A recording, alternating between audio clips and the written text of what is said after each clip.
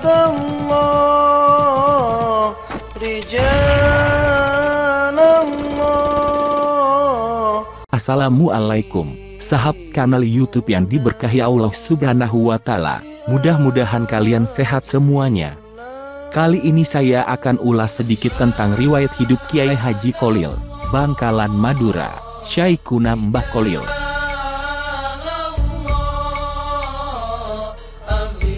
Kiai Haji Kholil Bangkalan Madura lahir pada hari Selasa tanggal 11 Jumadil Ahir 1235 Hijriah atau tanggal 27 bulan Januari tahun 1820 Masehi. Abdul Latif seorang kiai di Kampung Senenan, Desa Kemayoran, Kecamatan Bangkalan, Kabupaten Bangkalan, ujung barat Pulau Madura.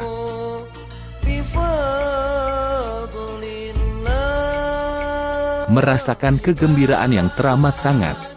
Karena hari itu, dari rahim istrinya lahir seorang anak laki-laki yang sehat, yang diberinya nama Muhammad Kholil, yang kelak akan terkenal dengan nama Mbah Kholil.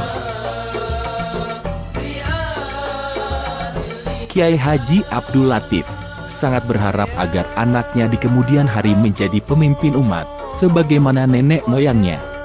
Seusai mengadzani telinga kanan dan mengikamati telinga kiri sang bayi, Kiai Haji Abdul Latif memohon kepada Allah agar dia mengabulkan permohonannya. Mbah Kholil kecil berasal dari keluarga ulama. Ayahnya, Kiai Haji Abdul Latif, mempunyai pertalian darah dengan Sunan Gunung Jati. Ayah Abdul Latif adalah Kiai Hamim, anak dari Kiai Abdul Karim. Yang disebut terakhir ini adalah anak dari Kiai Muharram bin Kiai Asror, Karomah bin Kiai Abdullah bin Sayyid Sulaiman. Sayyid Sulaiman adalah cucu Sunan Gunung Jati. Maka tak salah kalau Kiai Haji Abdul Latif mendambakan anaknya kelak bisa mengikuti jejak Sunan Gunung Jati, karena memang dia masih terhitung keturunannya. Oleh ayahnya, ia dididik dengan sangat ketat. Mbah Kholil kecil memang menunjukkan bakat yang istimewa, kehausannya akan ilmu, terutama ilmu fikih dan nahwu, sangat luar biasa. Bahkan ia sudah hafal dengan baik Nazom Alfiyah Ibnu Malik 1000 bait ilmu nahwu sejak usia muda. Untuk memenuhi harapan dan juga kehausannya mengenai ilmu fikih dan ilmu yang lainnya, maka orang tua Mbah Kholil kecil mengirimnya ke berbagai pesantren untuk menimba ilmu. Belajar ke pesantren. Mengawali pengembaraannya sekitar tahun 1850, ketika usianya menjelang 30, Mbah Kholil muda belajar kepada Kiai Muhammad Nur di Pondok Pesantren Langitan, Tuban, Jawa Timur. Dari Langitan beliau pindah ke Pondok Pesantren Cangaan, Bangil, Pasuruan. Kemudian beliau pindah ke Pondok Pesantren Kebon Candi. Selama belajar di Pondok Pesantren ini, beliau belajar pula kepada Kiai Nur Hasan yang menetap di Sidogiri, 7 km dari Kebon Candi. Kiai Nur Hasan ini sesungguhnya masih mempunyai pertalian keluarga dengannya. Jarak antara Kebon Candi dan Sidogiri sekitar 7 km. Tetapi, untuk mendapatkan ilmu, Mbah Kholil muda rela melakoni perjalanan yang terbilang lumayan jauh itu setiap harinya. Di setiap perjalanannya dari Kebon Candi ke Sidogiri, ia tak pernah lupa membaca surah Yasin. Ini dilakukannya hingga ia dalam perjalanannya itu khatam berkali-kali.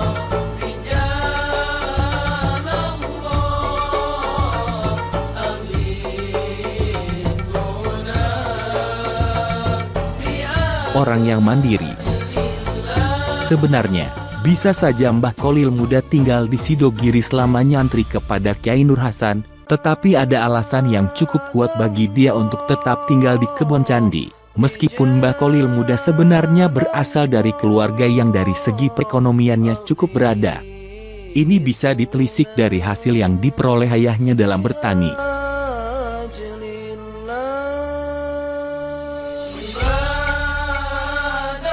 Akan tetapi, Mbah Kholil muda tetap saja menjadi orang yang mandiri dan tidak mau merepotkan orang tuanya. Karena itu, selama nyantri di Sidogiri, Mbah Kholil tinggal di kebun candi agar bisa nyambi menjadi buruh batik. Dari hasil menjadi buruh batik itulah, dia memenuhi kebutuhannya sehari-hari.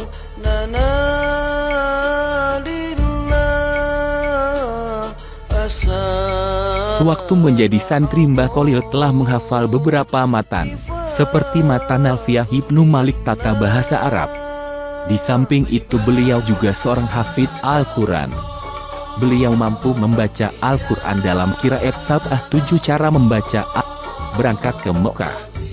Kemandirian Mbah Kholil muda juga nampak ketika ia berkeinginan untuk menimba ilmu ke Mekah. Karena pada masa itu, belajar ke Mekah merupakan cita-cita semua santri. Dan untuk mewujudkan impiannya kali ini, lagi-lagi Mbah Kholil muda tidak menyatakan niatnya kepada orang tuanya, apalagi meminta ongkos kepada kedua orang tuanya.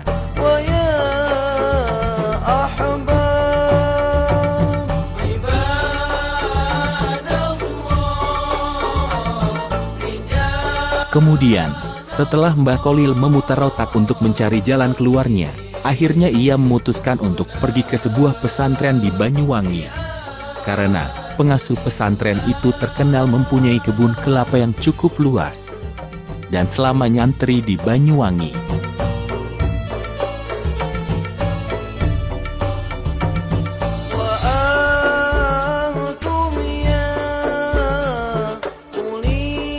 ini Mbah Kholil nyambi menjadi buruh pemetik kelapa pada gurunya.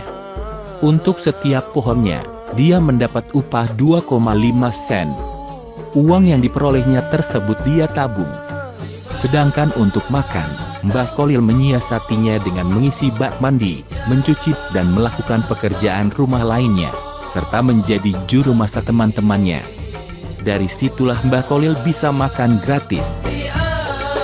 Akhirnya, pada tahun 1859 Masehi, saat usianya mencapai 24 tahun, Mbah Kholil memutuskan untuk pergi ke Mekah.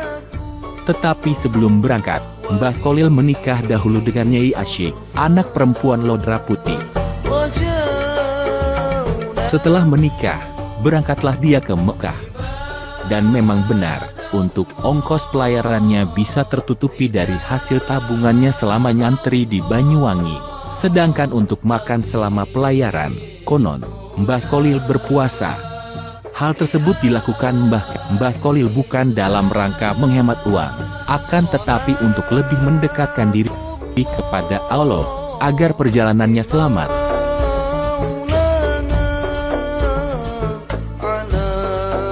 Pada tahun 1276 Hijriah atau 1859 Masehi, Mbah Kholil belajar di Mekah.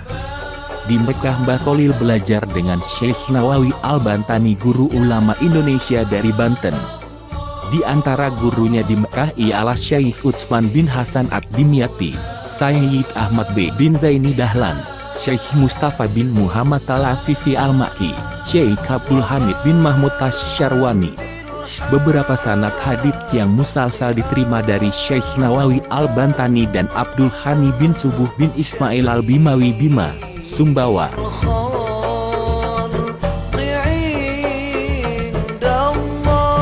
Sebagai pemuda Jawa, sebutan yang digunakan orang Arab waktu itu untuk menyebut orang Indonesia. Pada umumnya, Mbah Kholil belajar pada para syekh dari berbagai mazhab yang mengajar di Masjid Al-Haram.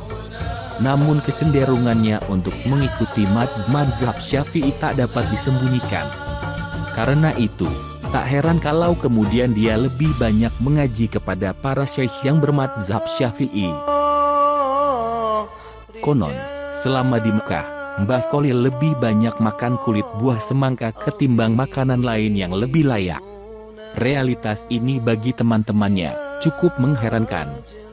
Teman seangkatan Mbah Kholil antara lain Syekh Nawawi Al-Bantani, Syekh Ahmad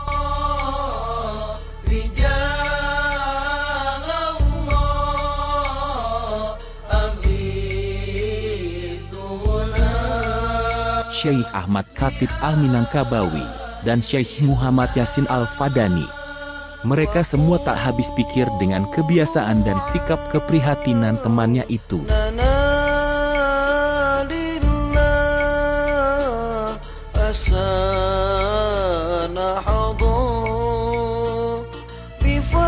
Kebiasaan memakan kulit buah semangka kemungkinan besar dipengaruhi ajaran ngerawat vegetarian dari Al-Ghazali, salah seorang ulama yang dikagumi dan menjadi panutannya.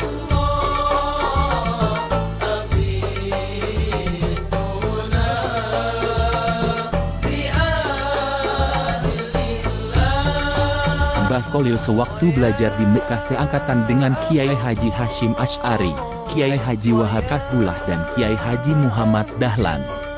Namun ulama-ulama dahulu punya kebiasaan memanggil guru sesama rekannya, dan Mbah Kholil yang dituakan dan dimuliakan di antara mereka. Sewaktu berada di Mekah untuk mencukupi kebutuhan sehari-hari, Mbah Kholil bekerja mengambil upah sebagai penyalin kitab-kitab yang diperlukan oleh para pelajar. Diriwayatkan bahwa pada waktu itulah timbul ilham antara mereka bertiga, yaitu Syekh Nawawi Al-Bantani, Mbah Kholil dan Syekh Saleh A.S. Samarani Semarang, menyusun kaidah penulisan huruf pegon. Huruf pegon ialah tulisan Arab yang digunakan untuk tulisan dalam bahasa Jawa, Madura dan Sunda. Huruf pegon tidak ubahnya tulisan Melayu atau Jawi yang digunakan untuk penulisan bahasa Melayu. Mbah Kholil cukup lama belajar di beberapa pondok pesantren di Jawa dan Mekah. Maka sewaktu pulang dari Mekah, beliau terkenal sebagai ahli pakar nahwu, fiqh, tarekat dan ilmu-ilmu lainnya. Untuk mengembangkan pengetahuan keislaman yang telah diperolehnya, Mbah Kholil selanjutnya mendirikan pondok pesantren di desa Cengkebuan, sekitar 1 km arah barat laut dari desa kelahirannya. Kembali ke tanah air. Sepulangnya dari tanah Arab tak ada catatan resmi mengenai tahun kepulangannya. Mbah Kholil dikenal sebagai seorang ahli fikih dan tarekat. Bahkan pada akhirnya, dia pun dikenal sebagai salah seorang kiai yang dapat memadukan kedua hal itu dengan serasi. Dia juga dikenal sebagai Al-Hafidz, hafal Al-Quran 30 juz. Hingga akhirnya, Mbah Kholil dapat mendirikan sebuah pesantren di daerah Cengkubuan, sekitar 1 km barat laut dari desa kelahirannya. Dari hari ke hari, banyak santri yang berdatangan dari desa-desa sekitarnya.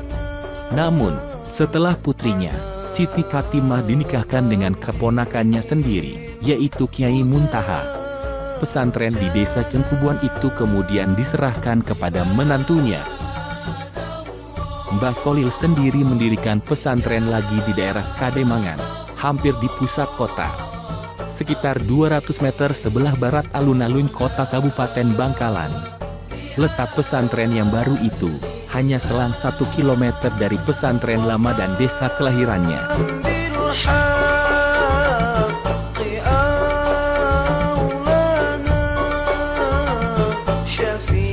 Di tempat yang baru ini, Mbah Kholil juga cepat memperoleh santri lagi, bukan saja dari daerah sekitar, tetapi juga dari tanah seberang Pulau Jawa. Santri pertama yang datang dari Jawa tercatat bernama Hashim Asy'ari, dari Jombang.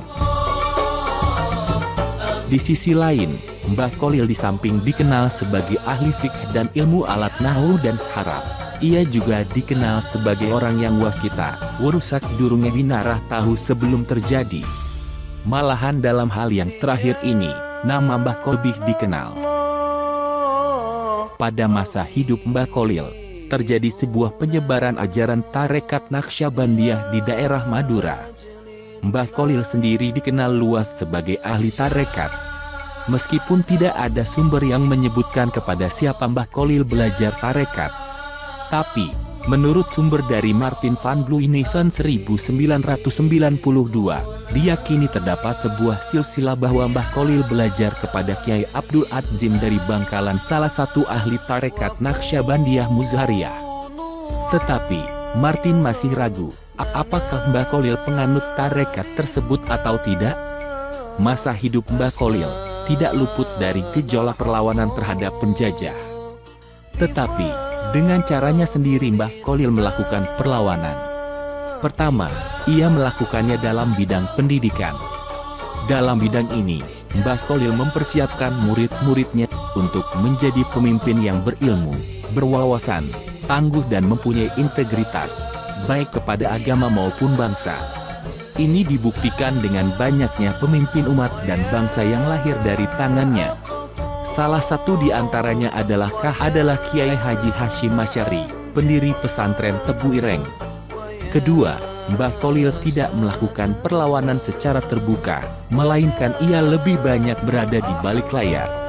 Realitas ini tergambar bahwa ia tak segan-segan untuk mengisi kekuatan batin, tenaga dalam, kepada pejuang. Mbah Kholil pun tidak keberatan pesantrennya dijadikan tempat persembunyian. Ketika pihak penjajah mengetahuinya, Mbah Kholil ditangkap dengan harapan para pejuang menyerahkan diri. Tetapi, ditangkapnya Mbah Kholil malah membuat pusing pihak Belanda. Karena ada kejadian-kejadian yang tidak bisa mereka mengerti. Seperti tidak bisa dikuncinya pintu penjara, sehingga mereka harus berjaga penuh supaya para tahanan tidak melarikan diri.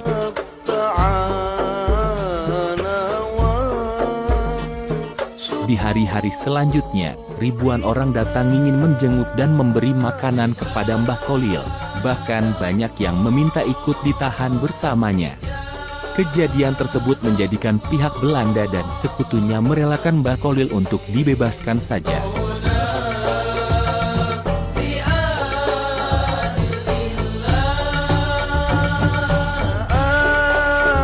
Mbah Kholil adalah seorang ulama yang benar-benar bertanggung jawab terhadap pertahanan, kekukuhan dan maju mundurnya agama Islam dan bangsanya.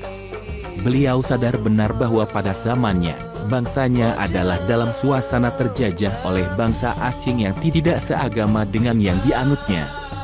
Beliau dan keseluruhan suku bangsa Madura 100% memeluk agama Islam, sedangkan bangsa Belanda, bangsa yang menjajah itu memeluk agama Kristiani. Sesuai dengan keadaan beliau sewaktu pulang dari Mekah ialah berumur lanjut, tentunya Mbah Kholil tidak melibatkan diri dalam medan perang, memberontak dengan senjata tetapi mengkaderkan pemuda di pondok pesantren yang diasaskannya. Mbah Kholil sendiri pernah ditahan oleh penjajah Belanda karena dituduh melindungi beberapa orang yang terlibat melawan Belanda di pondok pesantrennya. Beberapa tokoh ulama maupun tokoh-tokoh kebangsaan lainnya yang terlibat memperjuangkan kemerdekaan Indonesia tidak sedikit yang pernah mendapat pendidikan dari Mbah Kholil. Di antara sekian banyak murid Mbah Kholil yang cukup menonjol dalam sejarah perkembangan agama Islam dan bangsa Indonesia ialah K.H. Hashim Asy'ari, pendiri pondok pesantren Tebulir, Jombang, dan pengasas Nahdlatul Ulama atau NU, Kiai Haji Abdul Wahab Hasbullah, pendiri pondok pesantren Tambak Beras, Jombang, Kiai Haji Bisri Syansuri, pendiri pondok pesantren Denanyar, Jombang, Kiai Haji Masum, pendiri pondok pesantren Lasem, Rembang, adalah ayahanda Kiai Haji Ali Masum, K.H. Bisri Mustafa, pendiri pondok pesantren Rembang, dan Kiai Haji Aesat Syamsul Arifin, pengasuh pondok pesantren Lasem Bagus, Situbondo. Cerita ini dikutip dari kumpulan biografi ulama.wordpress.com.